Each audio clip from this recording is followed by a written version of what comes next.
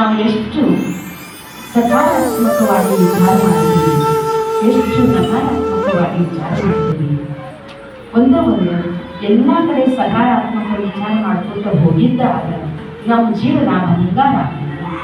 ಈಗಿನ ಜೀವನದೊಳಗೆ ನೋಡ್ರಿ, ಮಂದಿ ಯಾರೋ ಏನೋ ಹೇಳಿದ್ರು ಅಂತ ಹೇಳಿ ನನ್ನ ಗಂಡ ಗಾಳಿ ಸುದ್ದಿ ಕೇಳ್ಕೊಂಡು ಬಂದು ಸಂಸಾರ ಮಾಡ್ಕೊಂಡು ಮಾಡಿದ್ರಿ. ಮಂದಿ ಚಲೋ ಆಗಿ ನೋಡ್ಲಿಕ್ಕಾಗದ ಬೆಂಕಿ ಹಚ್ಲಿಕ್ಕೆ ನೋಡ್ತಾರೆ.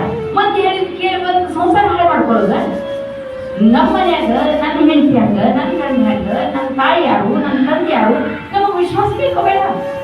ನಮ್ಮ ಮೇಲೆ ನಾವು ವಿಶ್ವಾಸ ಇರಲಿಲ್ಲ, ಮಂದಿ ಹೇಳಿದ ಕೇಳ್ಕೊಂಡು ಬಂದು ಸಂಸಾರ ಹಾಳು ಮಾಡ್ಕೊಂಡ್ರಾಗ ಕೇಳಲ್ಲ. ನಾವು ಚಲೋ ಇದ್ದೀವಲ್ಲ, ನಾವು ಚಲೋ ಇರ್ಬೇಕು, ಮತ್ತೆ ಕರೆಕ್ಟ್ ನಾವು ಇರ್ಬೇಕು. ಇದ್ಮೇಲೆ ಏನು ಎದುರಿದ್ರಿ ಅದಾಗಿತ್ತು. ನಾನು ತಪ್ಪಾಗಿ ನಂದು ಇರಲೇ ಇಲ್ಲ, ಅದಕ್ಕೆ ನಾನು ಗಟ್ಟಿಗೆ ನಿಂತು ಬಿಟ್ಟೆ. ತಪ್ಪ ಮಾಡಿದ್ದಿಲ್ಲ, ಬೇಕಾದ ಸುದ್ದಿ ಹಬ್ಬಿಸ್ಲಿ. ಆದ್ರೆ ಸುದ್ದಿ ಹಬ್ಬಿಸಿದ್ದು ಕೇಳ್ಕೊಂಡು ಹಾಳು ಮಾಡ್ಕೊಂಡವ್ರು ಅವರು. ಅದು ನಂದೇನಾದ್ರು ನಿಂತೇನೋ, ನನ್ಗೆ ಹ್ಯಾಂಗ ಹೋಗ್ಬೇಕಂತ ಮಾಡ್ಕೊಂಡು ಚಂದ ನಿಂತೆ ಹೊಳ್ಳಿ ಅವಳ ಬಂದ ಹಿಂಗಿರ್ತದೆ. ಅದಕ್ಕೆ ಮಂದಿ ಮಾತು ಕೇಳಿ ಸಂಸಾರ ಮಾಡೋದಲ್ಲ, ಮನೆಯಾಗ ಯಾರ್ಯಾರಿದ್ದಾರೆ ಅವ್ರನ್ನ ಹೊಂದ್ಕೊಂಡು ಚಂದ ನೋಡ್ಕೊಂಡು ಹೋಗೋದು.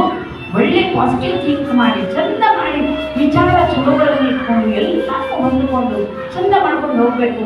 ಎಲ್ಲಾನು ಸಾಕ್ತೀನಿ ಅನ್ನೋ ಮನಸ್ಸಿನ ತಯಾರಿ ಮಾಡ್ಕೋಬೇಕು. ಅಂಥ ಮಕ್ಕಳನ್ನ ನಾವು ತಯಾರು ಮಾಡ್ಬೇಕಾಗೈತಿ. ಇವತ್ತು ಕೇಳ್ತೀವಿ ಪ್ರತಿ ಕಡೆ ಏನಂದ್ರೆ ವೃದ್ಧಾಶ್ರಮಗಳು ತಯಾರಾಗ್ಯಾವ. ಯಾಕಾಗಿ ಅವ್ರಿಗೆ ವೃದ್ಧಾಶ್ರಮ ಯಾಕೆ ಮಾಡ್ಬೇಕು, ಯಾಕೆ ಕಲಿಸ್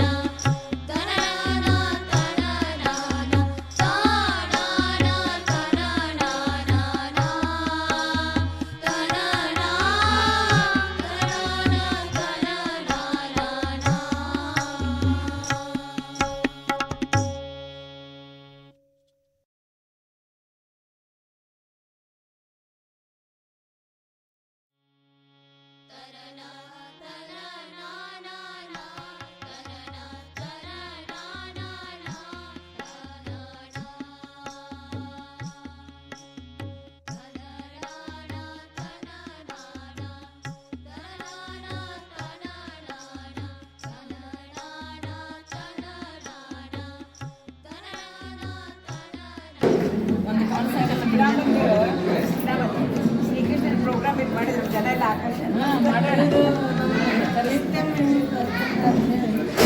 ನಮಗೆಲ್ಲ ಎಲ್ಲ ಎಲ್ಲ ಯೋಗ ಡಾನ್ಸ್ ಎಲ್ಲ ಮಾಡ್ತೀವಿ.